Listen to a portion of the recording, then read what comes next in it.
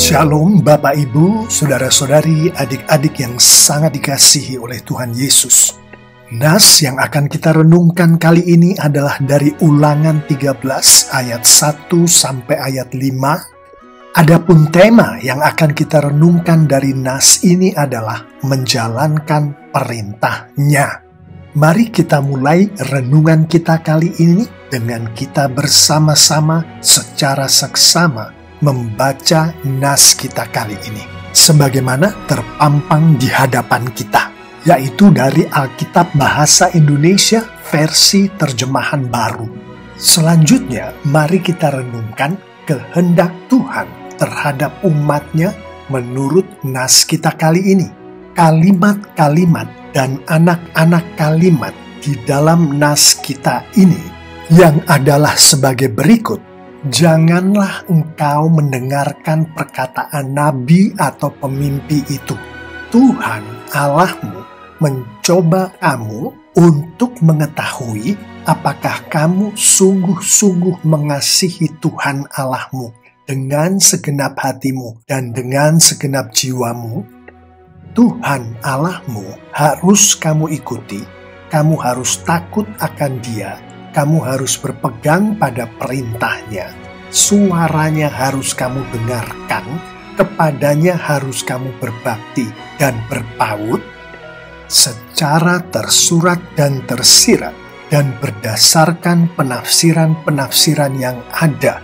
Firman Tuhan ini antara lain menunjukkan kepada kita bahwa kehendak Tuhan terhadap umatnya termasuk umatnya itu harus tidak mendengar perkataan para penyesat, mengasihi Tuhan dengan segenap hati dan dengan segenap jiwa mereka, mengikut Tuhan, takut akan Tuhan, berpegang pada perintah Tuhan, mendengar suara Tuhan, berbakti dan berpaut kepada Tuhan. Selanjutnya, mari kita renungkan hal-hal apa saja yang Tuhan tidak menghendaki umatnya untuk berbuat berdasarkan nas kita kali ini. Di kalimat-kalimat dan anak-anak kalimat berikut, Ia membujuk, mari kita mengikuti Allah lain yang tidak kau kenal, dan mari kita berbakti kepadanya. Maka janganlah engkau mendengarkan perkataan nabi atau pemimpi itu. Ia telah mengajak murtad terhadap Tuhan Allahmu untuk menyesatkan engkau dari jalan yang diperintahkan Tuhan Allahmu kepadamu untuk dijalani.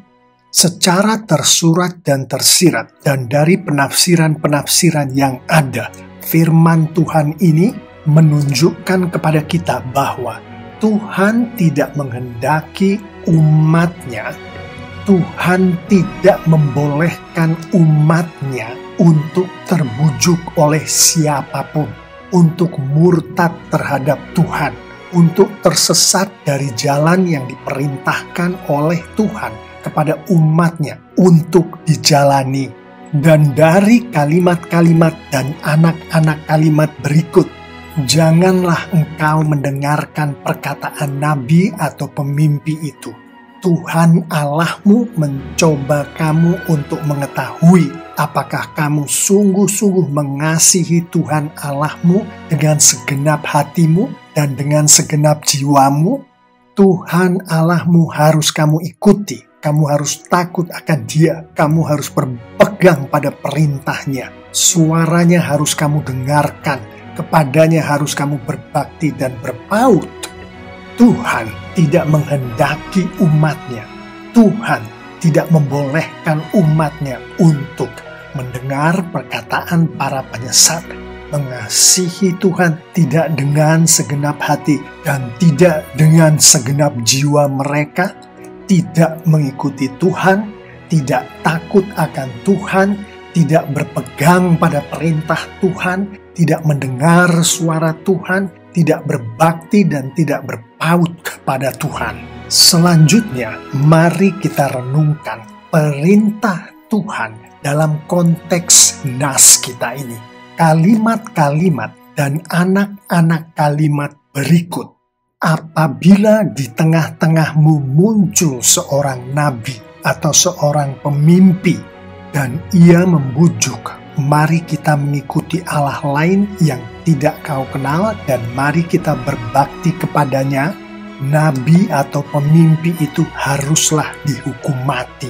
Demikianlah harus kau hapuskan yang jahat itu dari tengah-tengahmu secara tersurat dan tersirat, dan berdasarkan penafsiran-penafsiran yang ada.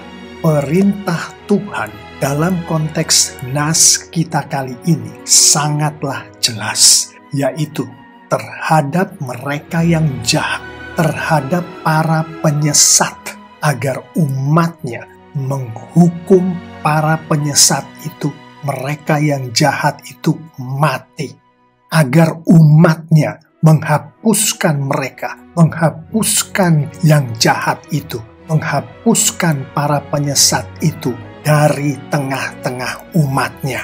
Untuk lebih menegaskan lagi perintah Tuhan kepada umatnya dalam konteks nas kita kali ini, mari kita renungkan pula ayat-ayat tambahan berikut, yaitu dari Ulangan 13 ayat 6 sampai ayat yang ke-10.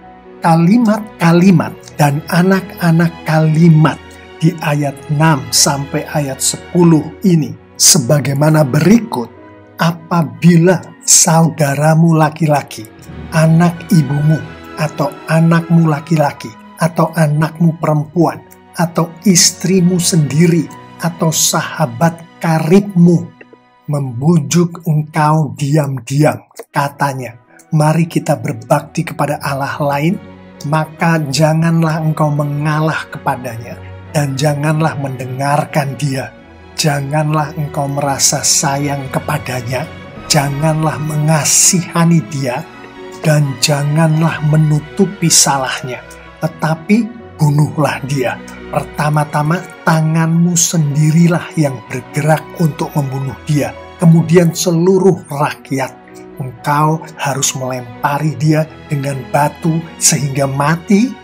Perintah Tuhan kepada umatnya terhadap mereka yang jahat, terhadap para penyesat, yang di dalam ayat 6 sampai ayat 10 ini ditambahkan dengan jelas, yaitu bahkan terhadap saudara-saudara sendiri, terhadap sahabat karib sendiri, terhadap anak sendiri, secara tersurat dan tersirat, dan berdasarkan penafsiran yang ada, firman Tuhan ini menunjukkan, bunuhlah mereka, lemparilah mereka dengan batu sampai mereka mati. Demikianlah renungan kita kali ini akan menjalankan perintah Tuhan sebagaimana dikehendaki oleh Tuhan untuk dilakukan oleh umatnya, sebagaimana di dalam nas kita kali ini. Saya akan menutup renungan kita kali ini dengan mengajak kita semua untuk merenungkan lebih luas akan nas kita kali ini di bagian penutup dari renungan ini. Untuk merenungkan dengan lebih luas akan nas kita kali ini, mari kita renungkan bersama ayat-ayat pembimbing berikut. Ayat pembimbing pertama kita adalah Lukas 17 ayat 1 dan ayat 2, yang secara tersurat dan tersirat menunjukkan kepada kita bahwa Tuhan membenci segala bentuk penyesatan. Firman Tuhan mengatakan, tidak mungkin tidak akan ada penyesatan, tetapi celakalah orang yang mengadakannya. Adalah lebih baik baginya jika sebuah batu kilangan diikatkan pada lehernya, lalu ia dilemparkan ke dalam laut, daripada menyesatkan salah satu dari orang-orang yang lemah ini. Menunjukkan kepada kita bahwa Tuhan Yesus sendiri mengatakan penyesat pasti celaka. Bahkan secara tersirat pernyataan Tuhan Yesus ini menunjukkan kepada kita bahwa bagi para penyesat itu lebih baik menerima hukuman mati yang di dalam ayat-ayat ini adalah ditenggelamkan ke dalam laut daripada menerima hukuman yang disediakan oleh Tuhan bagi para penyesat ini. Ayat pembimbing kita selanjutnya adalah dari Yesaya 40 ayat 8 yang secara tersurat dan tersirat menunjukkan kepada kita bahwa firman Tuhan tetap selamanya. Rumput menjadi kering, bunga menjadi layu, tetapi firman Allah kita tetap untuk selama-lamanya. Firman Tuhan, jika dahulu demikian, maka hari ini pun juga demikian. Demikian pula untuk selama-lamanya. Jika dahulu hukuman untuk para penyesat itu adalah hukuman mati, maka demikian pula lah hari ini. Hukuman untuk para penyesat itu adalah hukuman mati. Demikian pula untuk selama-lamanya. Ayat pembimbing yang selanjutnya lagi adalah Yohanes 8 ayat 7. Yang secara tersurat dan tersirat firman Tuhan ini menyatakan bahwa yang tanpa dosalah yang menghukum. Barang siapa di antara kamu tidak berdosa, hendaklah ia yang pertama melemparkan batu kepada perempuan itu, mempergunakan ayat ini sebagai kerangka berpikir kita dalam kita merenungkan nas kita kali ini, khususnya pada saat Tuhan memerintahkan kepada umatnya untuk terhadap mereka yang jahat, yaitu mereka yang adalah para penyesat. Bahkan jika mereka ini adalah saudara sendiri, sahabat karib sendiri, anak sendiri, agar umatnya itu menghukum mati para penyesat ini, menghapuskan para penyesat ini dari tengah-tengah umatnya, membunuh para penyesat ini, melempari para penyesat ini dengan batu sampai mereka mati. Secara tersurat dan tersirat kita mendapati dari firman yang disampaikan langsung oleh Tuhan Yesus sendiri di Yohanes 8 ayat 7 ini. Pertama, tidak ada larangan untuk melempari batu, untuk menghukum mati terhadap orang-orang berdosa yang seharusnya dilempari batu, yang seharusnya dihukum mati. Kedua, karena persyaratan yang diharuskan oleh Tuhan Yesus adalah bagi mereka yang akan melempari batu, bagi mereka yang akan menghukum mati si pendosa ini, mereka termaksud ini adalah mereka yang tidak berdosa. Hanya orang-orang yang tidak berdosa saja yang boleh melempari batu, yang boleh menghukum mati. Artinya, karena tidak ada satu manusia pun di muka bumi ini yang tidak berdosa kecuali Tuhan Yesus, maka yang berhak untuk melempari batu, yang berhak untuk menghukum mati, yang berhak untuk menghukum hanyalah Tuhan, hanyalah Tuhan Yesus. Dengan kata lain, tidak ada satu orang pun di antara kita yang berhak menghukum pendosa, berhak menghukum para penjahat, berhak menghukum para penyesat. Hanya Tuhanlah yang berhak menghukum. Alkitab menunjukkan Tuhan pasti menghukum para pendosa, pasti menghukum para penjahat, pasti menghukum para penyesat. Itu mengerti dengan jelas dari ayat-ayat pembimbing kita kali ini bahwa perintah Tuhan termasuk hukuman Tuhan adalah tetap dan tidak berubah.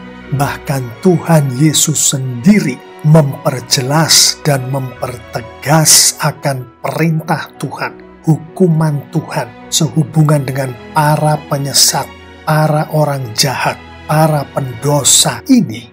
Mari kita renungkan bersama keadaan kita di hari-hari ini dalam konteks nas firman Tuhan yang sedang kita renungkan ini sebagai bagian penutup dari renungan kita ini.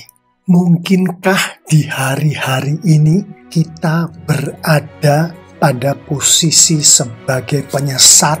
Mungkinkah kita adalah umat Tuhan yang dikaruniai oleh Tuhan dengan kemampuan untuk mengajar, untuk bernubuat, bahkan untuk melakukan mukjizat, dan kita mempergunakan semua itu untuk menyesatkan orang sehingga orang itu menjadi jauh dari Tuhan? Mungkinkah kita adalah salah satu dari umat Tuhan yang dengan terang-terangan atau dengan diam-diam, entah itu mempergunakan karisma kita, kepandaian kita, yang dengan semua itu kita membujuk orang untuk menjauh dari Tuhan? Atau mungkinkah kita adalah salah satu dari umat Tuhan yang tidak menghormati, tidak melakukan firman Tuhan sebagaimana Tuhan menghendaki firman-Nya dilakukan oleh umat-Nya, sehingga dengan demikian kita mempengaruhi orang-orang di sekitar kita untuk ikut-ikutan juga tidak menghormati, tidak melakukan firman Tuhan, yang dengan demikian orang-orang di sekitar kita itu menjadi jauh dari Tuhan, menjadi tidak menghormati Tuhan?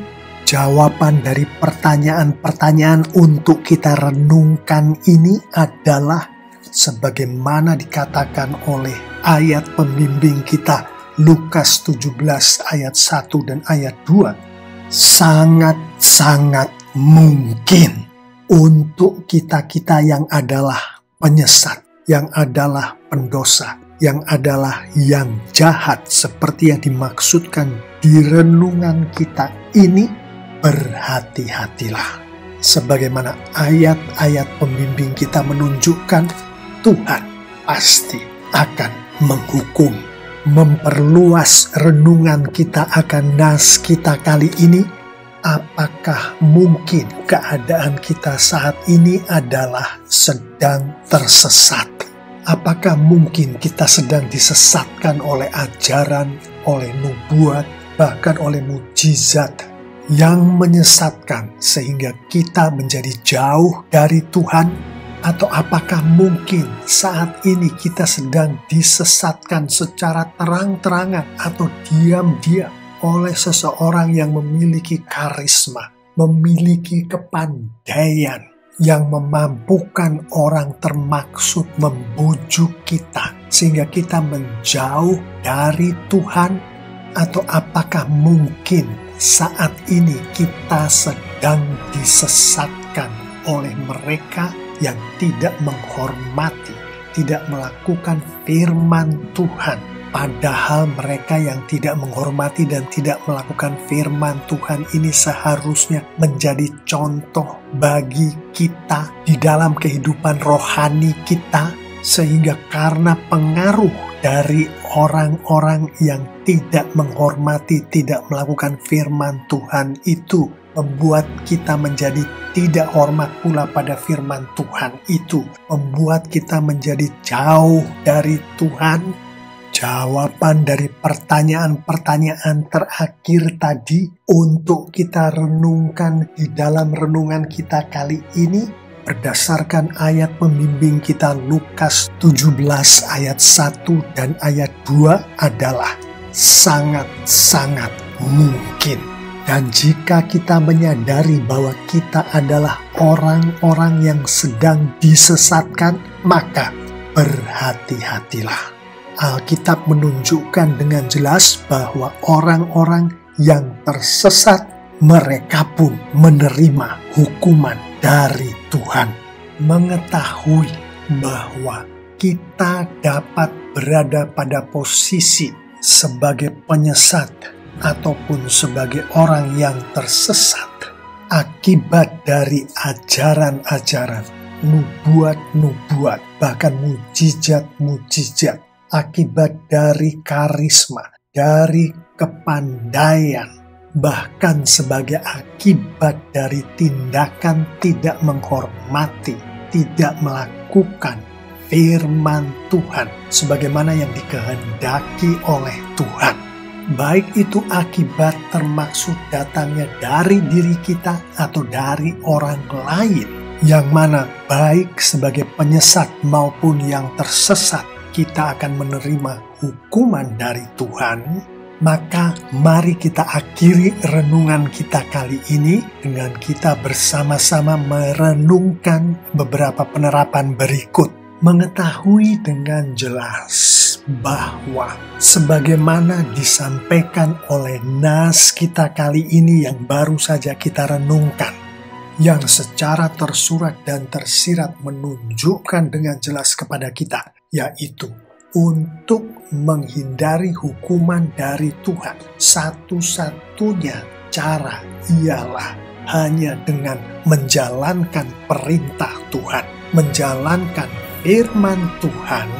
Maka berdoalah memohon kepada Tuhan agar Roh Kudus Tuhan memampukan dan membuat kita untuk selalu melakukan, bergumul dengan firman Tuhan setiap hari. Termasuk di dalam bergumul ini adalah atas urapan dari Roh Kudus, membaca, mengerti, melakukan firman Tuhan itu. Bertobat dan jangan menyesatkan orang sehingga orang itu menjadi jauh dari Tuhan. Kalau kita yang tersesat, memohon hikmat dari Tuhan agar tidak tersesat lagi. Bertobat dan jangan membujuk orang untuk menjauh dari Tuhan. Kalau kita adalah yang tersesat, memohon hikmat dari Tuhan agar tidak tersesat lagi. Bertobat dan jangan mempengaruhi orang sehingga orang itu menjadi tidak hormat pada Tuhan, sehingga orang itu menjadi jauh dari Tuhan. Kalau kita yang tersesat, memohon hikmat dari Tuhan agar kita tidak tersesat lagi. Perwujudan dari penerapan ini termasuk kita, umat Tuhan, mensyukuri karunia-karunia yang diberkatkan oleh Tuhan kepada kita, termasuk karunia untuk mengajar, termasuk keadaan jasmani yang baik, termasuk kepandaian, termasuk karisma, agar semua karunia itu tidak kita salah pergunakan, baik secara sengaja maupun tidak sengaja, sehingga karunia-karunia itu kita pergunakan untuk menyesatkan orang. Karunia-karunia itu membuat orang lain tersesat, termasuk kita semua, umat Tuhan, menghormati, melakukan, menghidupi firman Tuhan, sehingga kita tidak mempengaruhi orang-orang lain yang melihat kita tidak menghormati, tidak melakukan firman Tuhan, kemudian mereka menjadi tidak menghormati dan tidak melakukan firman Tuhan, sehingga mereka menjadi jauh dari Tuhan.